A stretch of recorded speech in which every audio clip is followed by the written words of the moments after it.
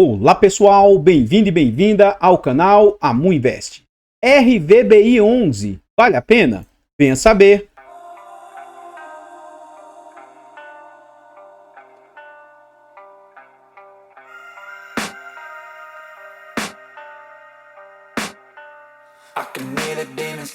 Então pessoal, este é um fundo imobiliário de papel, ele é um fundo imobiliário de FOFs, é um fundo que compra cotas de outros fundos imobiliários. Recentemente a VBI adquiriu, incorporou outras gestoras, né? E por consequência outros fundos imobiliários, esses fundos passaram para dentro do RVBI. Inclusive um dos fundos que eu tinha, que era o BLMR 11. E aí eu decidi fazer esse vídeo, além de trazer para vocês, para que eu possa estudar e fazer a minha tomada de decisão para ver se eu vou continuar mantendo o RVBI temporariamente ou se eu vou vendê-lo. Ao final do vídeo, né, eu vou dizer a minha opinião, se eu vou manter ou se eu vou me desfazer do fundo. Então, na data em que eu gravo o vídeo, esse é um fundo que está sendo negociado a R$ 76,93. Ele entregou de dividendo nos últimos 12 meses 11,59%. Ele vem sendo negociado a um PVP de 0,90, ou seja, 10% de desconto, mas o desconto, entre aspas, real ainda é maior do que isso. É um fundo com boa liquidez de quase 4 milhões por dia e é um fundo que vem se recuperando. Nos últimos 12 meses ele vem com a variação positiva de quase 8%, 7,82%. No quesito de cotação, esse fundo veio a mercado no ápice da problemática lá da situação pandêmica. Então ele é um fundo de base de R$100 e assim que ele vem a mercado ocorre a questão pandêmica lá em março de 2020 e suas cotas desabam para baixo de R$70. Algo na casa ali de R$66, R$67. O fundo se recupera, voltando a patamares ali acima de 80, ó, quase 90, quase voltando ao seu VP lá em meados de 2021. Contudo, desde abril de 2021 para cá, o fundo inicia uma nova queda, chegando a um novo fosso na casa de R$75. Durante o período eleitoral de 2022, o fundo teve uma boa recuperação, subindo a R$80, mas após esse período ele volta novamente a ficar num dos seus piores valores de cotação, algo na casa de R$70. Desde janeiro de 2023 para cá, o fundo esboça uma recuperação, chegando ali a R$80, quase chegando a R$90 e recentemente o fundo voltou a ficar em patamares agora próximos a R$80. Mais abaixo aqui a gente vê informações do fundo, como o nome, CNPJ, é um fundo para investidor em geral, mandato renda, ele é um fundo de fundos, prazo indeterminado e gestão ativa. Em relação à taxa, nós vamos deixar para ver lá dentro do relatório e não há que se falar de vacância para uns fundos de recebíveis. Esse é um fundo que conta ali com quase 13 mil cotistas, na verdade esse número aqui está bem maior, porque ele incorporou os fundos, né? A gente vai ver lá dentro do relatório gerencial, e é um fundo que conta com mais de 10 milhões de cotas emitidas. Ele vale atualmente R$ 85,29 e vale no mercado 876 milhões. O último dividendo entregue pelo fundo foi de 75 centavos. Continuando aqui no site, a gente vê o yield médio do fundo. Então o yield médio do fundo vem subindo, mas ele vem subindo não porque o fundo está aumentando seus dividendos, e sim porque o fundo está lateralizado e inclusive caindo as suas cotações. Então isso aqui faz com que o yield aumente. Nominalmente dizendo, ó, você vê que o dividendo está estável. Então, para isso que está subindo o dividendo é porque a cotação está caindo. Então, ele já vem há algum tempo estagnado, né, nessa faixa de 75 centavos. No dia 9 de maio, eles pagaram no dia 16 de maio essa quantia de 75 centavos. Esse vídeo ele é gravado com 2 semanas de antecedência. Então, pode ser que quando o vídeo for ao ar, eles já tenham anunciado ali em junho, né, para pagar lá no meio de junho, mais ou menos, aguardemos. Mas pelo que a gente vê no relatório, eu acredito que ele vai continuar mantendo esse patamar, essa guidance aqui de 75 centavos, esse resultado aí. Mais abaixo aqui a gente vê a rentabilidade do fundo. É um fundo que ainda não tem 5 anos, mas a rentabilidade dele está deixando a desejar.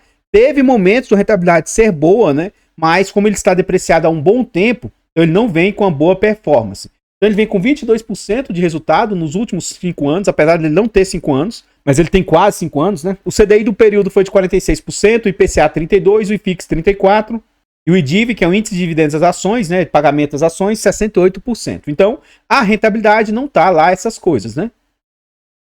Então, pessoal, antes a gente continuar vendo mais a respeito desse fundo imobiliário, eu trago para vocês formas de apoio financeiro ao canal. Se você gosta do nosso trabalho e quiser nos apoiar, considere fazer uma doação para o Pix, amuinvest@gmail.com. Qualquer doação para o Pix é muito bem-vinda. Nós também temos clube de membros. Torne-se membro de qualquer dos nossos canais aí e você nos apoia imensamente. É a partir de 10 centavos por dia, R$ 2,99 por mês. É um valor barato, acessível, mas que pra gente faz muita diferença. Tornando-se membro, você tem acesso antecipado a vídeos, participa do grupo do Telegram e tem preferência quando pede um vídeo aqui no canal. Muito obrigado aos membros que têm renovado o clube de membros aí. Obrigado de coração. Quem é membro ainda tem desconto na nossa planilha de controle financeiro. Essa planilha é um ótimo produto com muitas funcionalidades, barata, acessível, e com ela você vai organizar os seus ativos, você vai facilitar a sua declaração de imposto de renda e, inclusive, ela vai te auxiliar, vai te ajudar no seu poder decisório de que em qual ativo investir. Adquira porque você, além de ter um ótimo produto, você vai nos apoiar financeiramente. Recentemente eu tenho tido procura para ajuda e estruturação, organização, né? Verificação dos ativos que as pessoas possuem. Então, se você tiver interesse e quiser fazer uma consultoria ou mentoria comigo, manda mensagem para o e-mail do canal que eu posso tentar te ajudar aí nas suas dúvidas, na sua estruturação. Por fim, nós contamos aí com e-books de introdução aos fundos imobiliários e introdução aos fiagros. São e-books de ótima qualidade, baratos e acessíveis, com ótimo conteúdo. Compre aí porque você vai estar adquirindo um ótimo produto e vocês nos apoiam financeiramente também. Muito obrigado a todos vocês que nos ajudam. Aqui nós já estamos dentro do relatório gerencial. Apesar de ser um relatório de 20 páginas, assim, não são tantas páginas assim que vão agregar as informações. Então aqui a gente vê qual o objetivo do fundo. O fundo pode investir, além de investir em cotas de outros fundos, ou pode investir em ações, pode investir em cotas de participação, em fundo de investimento em ações, pode investir em CRIs, letras hipotecárias, ou seja, ele quer se tornar, ao invés de um FOF, ele quer se tornar um multi-estratégia. Por enquanto, ele não está com esse tipo de estratégia, mas note que a ideia é que futuramente ele se transforme num multi-estratégia. Aqui a gente vê as taxas cobradas pelo fundo. Ele cobra 1% sobre o PL e sendo que 0,80 vai para o gestor.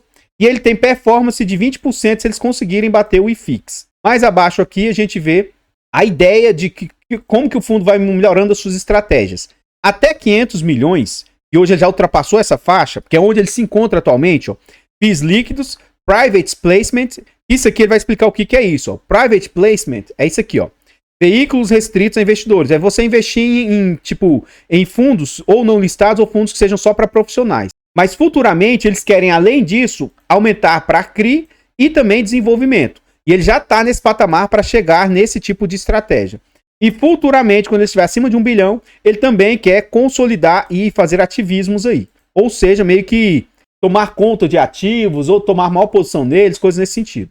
Então aqui a gente vê que ele está atualizado, ó, com 876 milhões.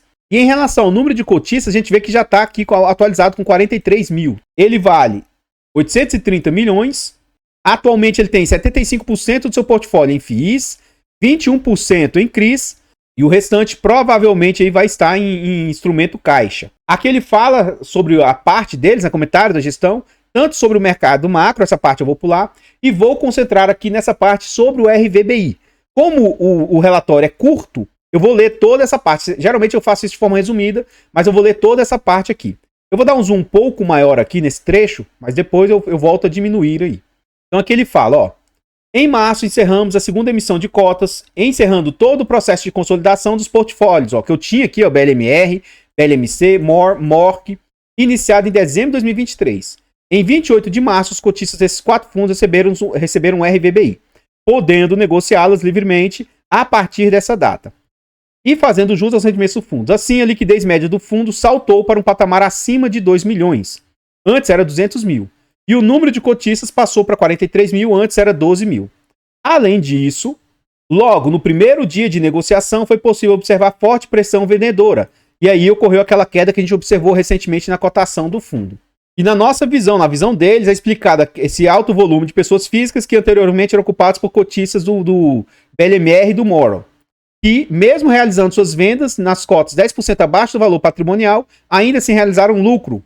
Porque quando fizeram essa aglutinação aí, para quem tinha os outros fundos, foi algo vantajoso na visão da gestora. Eles continuam aqui. Como consequência da desvalorização das cotas, após a conversão, o RVBI passou a ser negociado com um dividend yield de 11% frente à cota atual. Na visão deles, esse indicador sinaliza que o fundo está descontado em relação aos seus pares. Março também iniciou as operações do fundo, um novo portfólio consolidado. Inicialmente, o fundo conta com 22% do seu portfólio em CRIs, com remuneração média de IPCA mais 10, 18% em FIIs do setor de CRIs e 60% em fundos de tijolos. Isso aqui foi um dos pontos que me ajudou na minha tomada de decisão para eu ficar ou não com o fundo. Em termos setoriais, de alocação setorial, nos próximos meses iremos ampliar a alocação em papel e reduzir em tijolo para algo próximo de 60% papel, tanto FIIs ou CRIs, e 40% tijolo. Por mais que tenhamos uma visão pró-tijolo, mesmo diante da sensível abertura da curva de juros, nossa alocação em tijolo manterá o perfil do fundamentalista e não especulativo, cuja maturação da tese se dá no longo prazo. Essa maturação mais longa deve ser compensada por uma carteira de papel com rendimentos mais elevados. Então, eles vão fazer isso aqui para tentar aumentar o rendimento do fundo. Para aprofundar a tese, o cotista pode esperar um giro significativo da carteira, com realização de algumas posições não estratégicas herdadas dos outros fundos. Então, eles já estão avisando que vão começar a fazer bastante vendas. Note esse ponto aqui. Atualmente, o fundo conta com 75 FIIs e eles querem reduzir para um patamar de 25. No tocante aos rendimentos, com base no resultado do mês, mantivemos o valor de 75 centavos, porque representa um yield de 11% sobre essa cota atual do fundo, na data de fechamento do relatório. Aqui ele fala sobre rendimentos, sobre o dividendo frente aos rendimentos, e lá quando o fundo foi projetado, eles projetavam que o fundo ia entregar um patamar de 74 centavos, o planejado, e eles estão aí com 75, então assim, eles chegaram a um patamar acima do planejado antes. Então, interessante esse ponto aí. Evolução do ganho de capital por cota, então ele vinha fazendo ganho de capital e agora, recentemente, ele não está tendo ganho de capital, né? Então, acredito que em algum momento ele vai começar a destravar esses possíveis ganhos de capital aí. Então, pessoal, antes da gente continuar vendo mais a respeito desse fundo imobiliário, eu trago aqui para vocês formas de apoio gratuito ao canal. Se você não quer ou não pode nos apoiar de forma financeira, nos apoie de forma gratuita. Basta simplesmente aqui nesse vídeo você deixar o like, comentar, compartilhar, se inscrever no nosso canal e ativar o sino. Tudo isso é de graça e nos ajuda imensamente. Nós estamos tentando chegar aí a 20 mil inscritos. Inscreva no canal e nos ajude a chegar a essa meta. Comenta para nós. E aí? Você gostou das informações trazidas até aqui? Nós vamos voltar ao relatório e ver mais informações a respeito desse fundo. Você já conhecia ele? Você tem ele?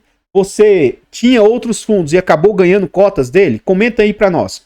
Eu tinha o BLMR, por questões de gosto pessoal, eu preferia o BLMR, mas depois de estudar esse fundo, a minha decisão é que eu vou mantê-lo. Inclusive, vou aumentar a minha posição para o percentual que eu pretendia ter baseado lá na carteira do canal. Futuramente, no momento que tiver abertura, eu pretendo vender esse ativo. Então, temporariamente, vou mantê-lo e vou aumentar a minha posição nele, principalmente por a atual posição que ele tem em tijolos. Ele deve começar a destravar valores aí e também ele deve aumentar os seus rendimentos. Então, além do mais, eu gosto da gestora e pretendo continuar posicionado no ativo. Agora, o fato de eu estar falando sobre todos esses pontos não significa que o fundo seja bom ou ruim, e nem que isso seja uma indicação de compra, venda ou manutenção do ativo. Sugiro que, se você gostar do ativo, estude-o para você tirar as suas próprias conclusões.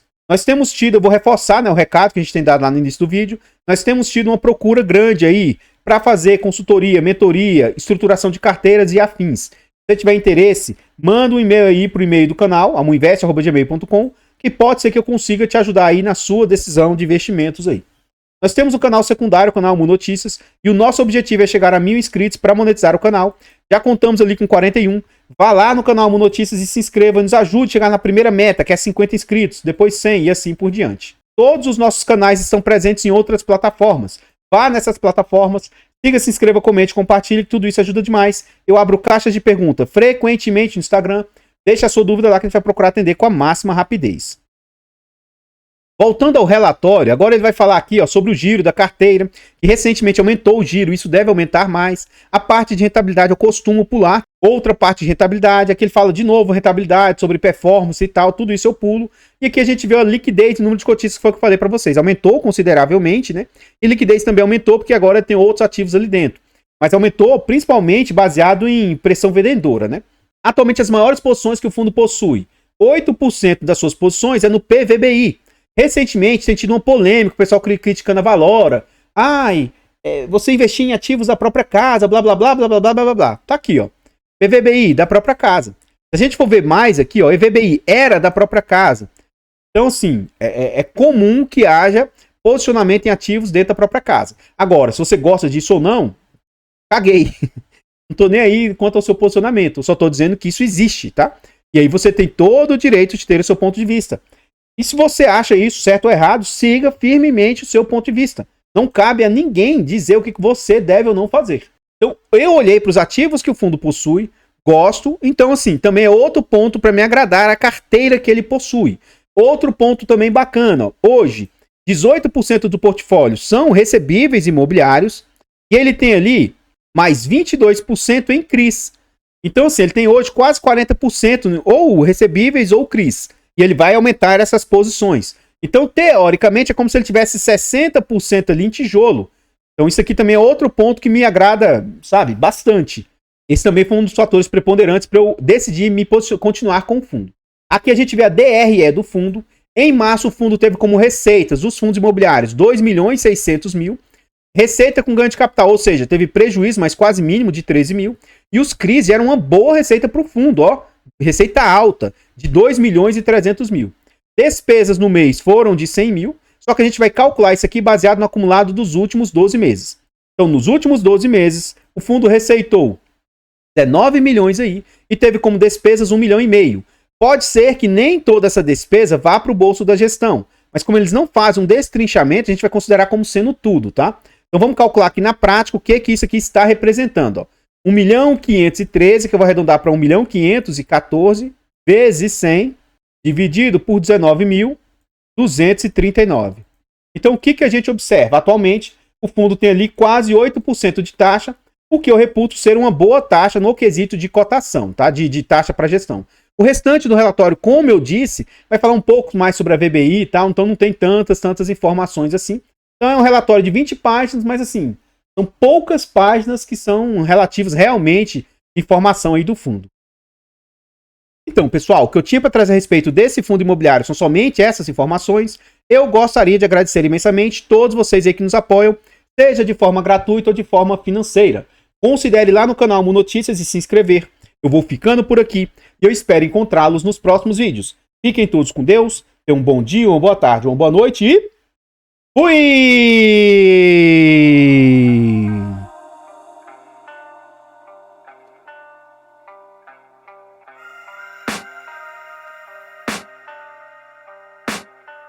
I can hear the demons call when they do what they do. And now I feel like taking off, find a place with a view. The pain is never gonna stop if it's controlling you. I know that time can heal it all, I just gotta get through. I just gotta get through, I just gotta